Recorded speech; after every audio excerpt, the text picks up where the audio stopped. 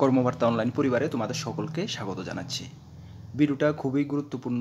তোমরা যারা Tripura police constable special executive পরীক্ষা দিয়ে রেখেছো, অ্যাকচুয়ালি আজকের প্রতিবেদনে একটি নিউজ উঠে এসেছে, যেটা বলা হয়েছে 6,500-এরও বেশি শূন্যপদ রয়েছে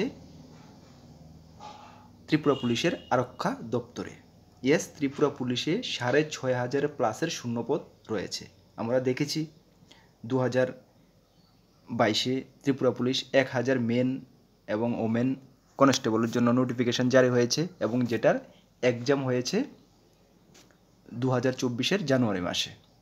কিন্তু এখন পর্যন্ত 5 মাস অতিক্রান্ত হয়ে গেছে, তোমাদের কিন্তু রেজাল্ট এখনও যে রিটার্ন হয়েছে সেটার রেজাল্ট এখনও পাবলিশ করা হয়নি। রেজাল্ট পাবলিশ করার পরে তোমাদের হবে ইন্টারভিউর পরেও আবার এটাকে স্ক্রুটিনি করতে কিছুদিন সময় নেবে। সুতরাং তোমরা যদি ফাইনাল অ্যাপয়েন্টমেন্ট মানে তোমরা জয়েনিং হতে হতে যেটা দেখা যাচ্ছে 2024-এ তোমাদের জয়েনিং হওয়ার সম্ভাবনাটা কম রয়েছে, বাট সরকার যদি চায় সেটা খুব শীঘ্রই এটা সম্পন্ন করতে পারে নিয়োগ প্রসেসটা। তার সঙ্গে সঙ্গে ফায়ার সার্ভিস ধরো, জেল পুলিশ বলো, সব কিছু কিন্তু পেন্ডিং রয়ে গেছে। এখানে বলা হয়েছে নিয়োগের প্রত্যাশায় রেকর্ড সংখ্যক বেকার যুবক যুবতী। তাছাড়া আমরা দেখতে পাচ্ছি কিছুদিন পরপরই Tripura police constable, jail police, fire service সকলেই কিন্তু ডেপুটেশন দেওয়া হচ্ছে সরকারের কাছে যে আমাদের নিয়োগগুলি খুব শীঘ্রই করা হোক। তার সঙ্গে বিভিন্ন পত্রপত্রিকা সব কিছুতে কিন্তু এটার ব্যাপারে উঠে আসছে। তাছাড়াও কিন্তু নিয়োগ প্রক্রিয়াটা খুবই স্লো মোশনে রয়েছে। চলো আজকের যে প্রতিবেদনে বলা হয়েছে, আচ্ছা তার আগে তোমাদেরকে বলে দিই, তোমরা যারা এই চ্যানেলে প্রথমবার ভিজিট করেছো, এই চ্যানেলে আমরা গভর্নমেন্ট জব ইনফরমেশন বিভিন্ন কম্পিটিটিভ এক্সামের প্রিপারেশন করিয়ে থাকি। যদি তুমি কোনো গভর্নমেন্ট জব খুঁজছো বা কোনো কম্পিটিটিভ এক্সামের প্রিপারেশন বানাচ্ছ, তাহলে অবশ্যই আমাদের চ্যানেলটিকে সাবস্ক্রাইব করে পাশের অল অপশনের বেলটিকে প্রেস করে রাখবে। মনে রাখবে সঠিক সময়ে সঠিক ইনফরমেশন তোমরা কর্মবার্তা অনলাইন চ্যানেলের মাধ্যমে পেয়ে যাবে। তাছাড়া তোমরা যারা বিভিন্ন এক্সামের প্রিপারেশন করছো, ত্রিপুরা গ্রামীণ bank, TTADC subzonal officer, SSC, CSL, MTS, railway, RPF constable, Tripura high court group D, peon, TPSC, senior computer assistant combined, তোমাদের জন্য আমাদের কাছে রয়েছে কোয়ালিটি মেনটেন করা ফুল কমপ্লিট নোটস। আমাদের নোটসগুলো যদি নিতে চাও, আমাদের হোয়াটসঅ্যাপ নাম্বার ভিডিও ডিসক্রিপশন আছে, সেই নাম্বারে যোগাযোগ করে পিডিএফ ফরম্যাট টেলিগ্রামের মাধ্যমে নিতে হবে। মনে রাখবে পিডিএফ ফরম্যাটই আমাদের কাছে অ্যাভেলেবেল রয়েছে। নাম্বারটা নোট করতে পারো 9612998930, কি 9612998930, যা ভিডিও ডিসক্রিপশনে রয়েছে।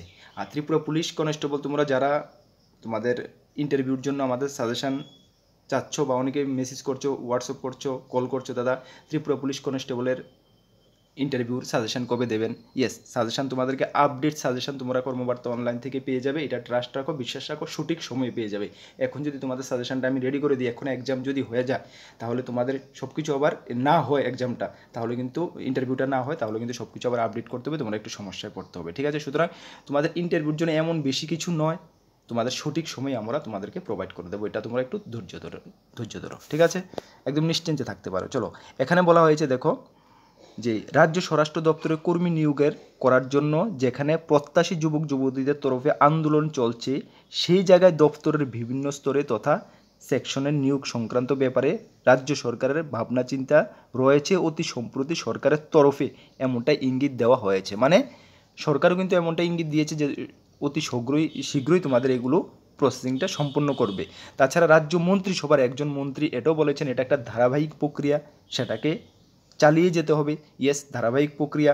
প্রত্যেক দিন কিন্তু আরক্ষা দপ্তরের কথাই আমি শুধুমাত্র বলছি, অন্যান্য ডিপার্টমেন্ট ছেড়ে দিলাম। ত্রিপুরা পুলিশের প্রত্যেক দিন কিন্তু কোনো না কোনো এমপ্লয়ি রিটায়ারমেন্টে যাচ্ছে। তো ওই শূন্যপদগুলো কিন্তু দিনের দিন ইনক্রিজ হচ্ছে, শূন্যপদগুলো দিনের দিন বাড়ছে। 6,500 এটা রেকর্ড গত বছরের সেপ্টেম্বর মাস পর্যন্ত, বাট এখন যে দেখো এটা প্রায় 8,000 9,000 শূন্যপদ পরিণত হয়ে গেছে, কারণ প্রত্যেক দিন কিন্তু এমপ্লয়িরা রিটায়ারমেন্টে যাচ্ছে। সুতরাং নিয়োগ যখন না হচ্ছে, সুতরাং শূন্যপদের পরিমাণটা আরও বাড়ছে। এটাই এখানে বলা হয়েছে যে এটা ধারাবাহিক প্রক্রিয়া, এটাকে অব্যাহত রাখতে হবে। ইয়েস, এটাকে অব্যাহত রাখতে হবে। তাহলে কেন এত লেট হচ্ছে? এটা তো প্রসেসিং মানে ফটাফট করলেই সকলেরই ভালো, কারণ বেকাররা বয়স উত্তীর্ণ হচ্ছে, যদিও বয়সের এফেক্ট নেই, অ্যাপ্লাই করে নিয়েছো, তারপরেও তো তুমি যদি মনে করো যে আজকে যদি কোনো একটি ক্যান্ডিডেটের যদি বয়স, আমি এক্সাম্পল হিসাবে বলছি, 25 হয়, 25 আজকে যদি হয়, তাহলে ওর টোটাল চাকরির এইজ কত? 60 পর্যন্ত, 60 বছর পর্যন্ত ও চাকরি করতে পারবে। তাহলে ও কত বছর চাকরি করতে পারছে? 35 বছরও চাকরি করতে পারবে, ঠিক না? আর যদি মনে করো যে ও ইন্টারভিউ দিয়ে রেখেছে, চাকরিটা যদি আরও 2 বছর পর হয়, মানে ও 25-এর জায়গায় 27 ওর বয়স হয়ে যাবে, তাহলে ও চাকরি 35-এর জায়গায় কত 33 বছরই চাকরি করতে পারবে। তাহলে 2 বছর ওর লাইফ থেকে বিশাল বড় একটা ফাইন্যান্সিয়াল ও এফেক্টেড পড়বে, ফাইন্যান্সিয়াল ও নোকসান হচ্ছে। 2 বছরে একটি সরকারি এমপ্লয়ি 2 বছরে একটি সরকারি এমপ্লয়ি ভালো পরিমাণে ফাইন্যান্সিয়াল বেনিফিট হয়, ভালো পরিমাণেও টাকা রোজগার করে চাকরির দৌরান, ঠিক না? তো সুতরাং এই 2 বছর ওর লাইফ থেকে ও ঘাটতি হয়ে যাচ্ছে, কম হয়ে যাচ্ছে। সুতরাং এটা কে চিন্তা করে? এটা তো অ্যাকচুয়ালি মানে প্র্যাকটিক্যাল। তুমি যদি এটা হিসাব করো প্র্যাকটিক্যাল, এখন যদি তোমার বয়স যদি 30 হয়, কোনো ক্যান্ডিডেটের যদি বয়স এখন 30 হয়, তাহলে তুমি যদি এখন চাকরিটা পেয়ে যাও, তাহলে তুমি 60 বছর পর্যন্ত চাকরি করতে পারবে। তার মানে তুমি 30 বছর একদম কন্টিনিউ চাকরি করতে পারবে। ত্রিপুরা পুলিশ হোক, আরক্ষা দপ্তর হোক, যে কোনো ডিপার্টমেন্টের কথাই সেমই হচ্ছে, রেগুলার চাকরি তুমি করতে পারছো 30 বছর পর্যন্ত। যদি এটা লেট হয়ে যদি আরও 2 বছর লেট হয়ে যদি 32-এ যদি তুমি অফারটা বা জয়েনিং করো, তাহলে তুমি 28 বছর চাকরি করতে পারছো। তাহলে 2 বছর তোমার ফাইন্যান্সিয়াল অনেকটা লস হচ্ছে, ফাইন্যান্সিয়ালি অনেকটা তুমি পিছে চলে যাচ্ছ। 2 বছরে তুমি অনেক টাকা ইনকাম করে নিতে, অনেক তোমার যে ড্রিম রয়েছে সেই ড্রিম সাকসেস করতে তুমি অনেকটা অ্যাডভান্স হয়ে যেতে। তাহলে এটা কিন্তু একটু প্র্যাকটিক্যালি কথা, ঠিক না? এটা কিন্তু কেউ ডিপলি চিন্তা করে না, ঠিক আছে? সুতরাং যে নিয়োগের অ্যাপ্লিকেশনে বের হবে, আমার হিসাবে সকলের হিসাবে এটা মিনিমাম 6 মাস বা 8 মাসের মধ্যে এটা কমপ্লিট হওয়া দরকার। 6 মাস বা 8 মাসের মধ্যে এনাফ।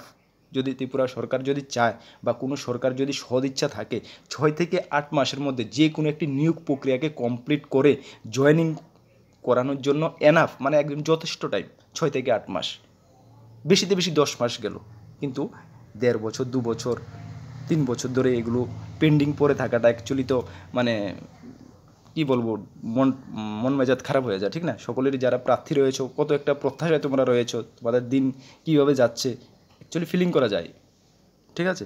চলো, এটাই বলা হয়েছে অব্যাহত, তাহলে নিয়োগ করা হোক। এখন বলা হয়েছে যে আরক্ষা দপ্তরের যে বিভিন্ন পোস্টগুলো রয়েছে, এখানে যে তোমাদের শূন্যপদের ডিটেলসটা দেওয়া হয়েছে। শূন্যপদ কী বলছে? এসআই, ত্রিপুরা পুলিশের সাব ইন্সপেক্টর পোস্টে 378টি শূন্যপদ বর্তমানে রয়েছে। অ্যাসিস্ট্যান্ট সাব ইন্সপেক্টরের ক্ষেত্রে 346টি শূন্যপদ রয়েছে।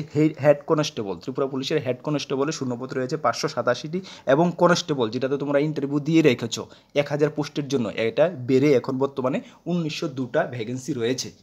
মেল ফিমেল দুটোদের ক্ষেত্রে তোমরা 1000 জন্য ভ্যাকেন্সি ইন্টারভিউ দিয়েছো, 1000 ফিল আপ হবে, 1000 ফিল আপ হলেও আরও 900 পরে থাকবে, আর দিন দিন তো এটা আরও ইনক্রিজ হচ্ছে। সুতরাং এটা গিয়ে আরও 1000-1200তে আবার পৌঁছে যাবে তোমরা জয়েন করার পরেও, ঠিক আছে? যদি ত্রিপুরা সরকার চায় 1000 ভ্যাকেন্সিকে ইনক্রিজ করিয়ে একসঙ্গে 2000 ভ্যাকেন্সি বা 1500 ভ্যাকেন্সি কিন্তু নিয়োগ করতে পারে। যদি এমনটা হয়ে যায়, তাহলে তোমরা যারা ইন্টারভিউ দিয়ে রেখেছো, তোমাদের জন্য তো বেস্ট মানে অপরচুনিটি, খুবই ভালো একটি সুযোগ হয়ে যাবে, ম্যাক্সিমাম সকলে চাকরি পেয়ে যাবে, ঠিক না? এমনটা হবে কি না এটা তো সরকার জানে, ঠিক না?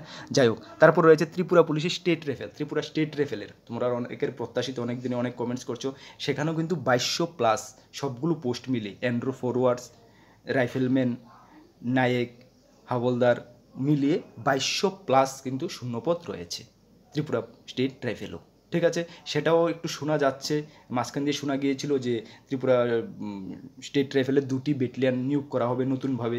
যে ব্যাটালিয়ানগুলো তো পাস আউট হয়ে গেছে, যেগুলো ট্রেনিং চলতেছিল এগুলো পাস আউট হয়ে গেছে, অনেক দিন হয়ে গেছে, 6 মাস 8 মাস হয়ে গেছে পাস আউট হয়ে গেছে। তো নতুন করে আর 2টি ব্যাটালিয়ানের রিক্রুটমেন্ট হবে, বাট এখন কিন্তু এটার ব্যাপারে কোনো কিছু শোনা যাচ্ছে না। তোমরা অনেকে কমেন্টস করছো আমাকে, হ্যাঁ, যে দাদা ত্রিপুরা স্টেট লেভেলের কবে, কিন্তু এটার ব্যাপারে কিছু ইনফরমেশন নেই বা কিছু শোনা যাচ্ছে না। তো তোমাদেরকে কী রিপ্লাই দেবো? কোনো রিপ্লাই আমি দিতে পারছি না, ঠিক আছে? সুতরাং এটার ব্যাপারে কোনো কিছু শোনা যাচ্ছে না। যখনই কোনো কিছু শোনা যাবে, তখন অবশ্যই আমি তোমাদেরকে সঠিক সময়ে ইনফরমেশান জানিয়ে দেবো, এটা নিশ্চিন্তে তোমরা থাকতে পারো, ঠিক আছে? তারপরে এখানে বলা হয়েছে যে নিয়োগের বছর ধরে না হওয়া থানা, এই নিয়োগগুলি না হওয়ায় এই ভ্যাকেন্সিগুলো রয়ে মানে পেন্ডিং পড়ে থাকায় বিভিন্ন থানা বলো, ফাঁড়িতে বলো, কাজ কিন্তু খুবই স্লো মোশন হচ্ছে। স্বাভাবিক, সঠিক কাজ হতে পারছে না, সঠিক সময়ে কাজগুলো হচ্ছে না, ডিলে হচ্ছে, স্বাভাবিক। যখন এখন যদি মনে করো যে একটা থানাতে যদি 10 জন কনস্টেবলের প্রয়োজন পড়ে, ডিউটি মারফতে যে কোনো অফিসিয়াল কাজ 10 জন যদি কনস্টেবলের প্রয়োজন পড়ে, এখানে যদি 3 জন থাকে 4 জন থাকে, তাহলে কীভাবে হবে? এই 3-4 জনে 10 জনের কাজ করতে হবে, তাহলে 1 সপ্তাহের কাজ এটা 1 মাসে হবে অবভিয়াসলি, ঠিক আছে? চলো, এখানে কিন্তু এটা যে তোমাদের কবে ত্রিপুরা পুলিশ কনস্টেবলের কবে ফাইনাল মেরিট লিস্ট, মানে লিখিত পরীক্ষার যে তোমরা রেজাল্টটা বলো, লিখিত পরীক্ষার রেজাল্টটা এবং ইন্টারভিউর জন্য কবে হবে, এটা কিন্তু পেপারে নির্দিষ্ট এমন কিছু লেখা নেই। তোমাদেরকে আমি আগেও বলেছিলাম যে তোমাদের পূজার আগ মুহূর্তে তোমাদের রেজাল্টটা পাবলিশ হতে পারে। দেখো ওই সময়ে হয় কি না, কারণ সম্প্রতি এই 1 মাসের মধ্যে তো হওয়ার সম্ভাবনা খুবই কম।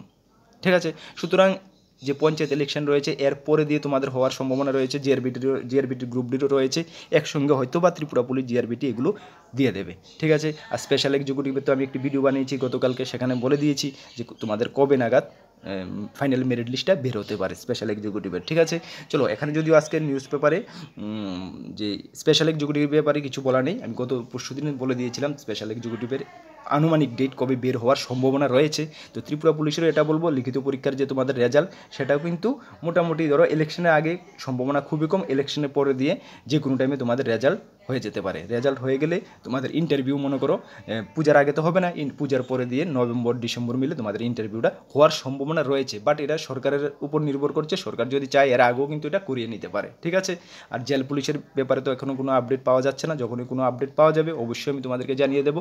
আর জেল পুলিশ তোমরা একটু ধৈর্য ধরো, তোমাদের সঠিক তোমরা অনেকে নোটের জন্য কমেন্টস করছো, তোমাদের সঠিক নোট তোমরা জানো, কর্মবার্তা অনলাইনের উপর তোমাদের বিশ্বাস রয়েছে, তোমাদের বিশ্বাস আমরা রাখবো এবং সঠিক সময়ে সঠিক সাজেশান, কমপ্লিট সাজেশান তোমাদেরকে আমরা প্রোভাইড করে দেবো না, একদম নির্দ্বিধায় তোমরা থাকতে পারো। ঠিক আছে, তাহলে এতটুকুই ভিডিওর মাধ্যমে তোমাদেরকে জানানোর ছিল।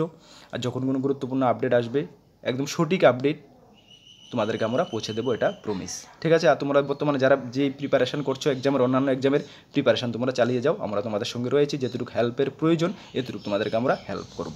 ঠিক আছে, আমাদের একটি টেলিগ্রাম গ্রুপ রয়েছে, সকলে জয়েন রয়েছে, যা জানোনি টেলিগ্রাম অ্যাপে গিয়ে কর্মবার্তা অনলাইন সার্চ করে অবশ্যই জয়েন করে নাও, গুরুত্বপূর্ণ আপডেট ওইখানে তোমরা পেয়ে যাবে। রাত্রি 8টার সময় আমরা একটা জিকে ক্লাস করাচ্ছি, অবশ্যই তোমরা অ্যাটেন্ড করো যদি অন্যান্য এক্সামে তোমরা প্রিপারেশন করছো, ক্লাসগুলো তোমাদেরকে খুবই হেল্প করবে। সকলকে বেস্ট অফ লাক, জয় হিন্দ, বন্দে মাতরম।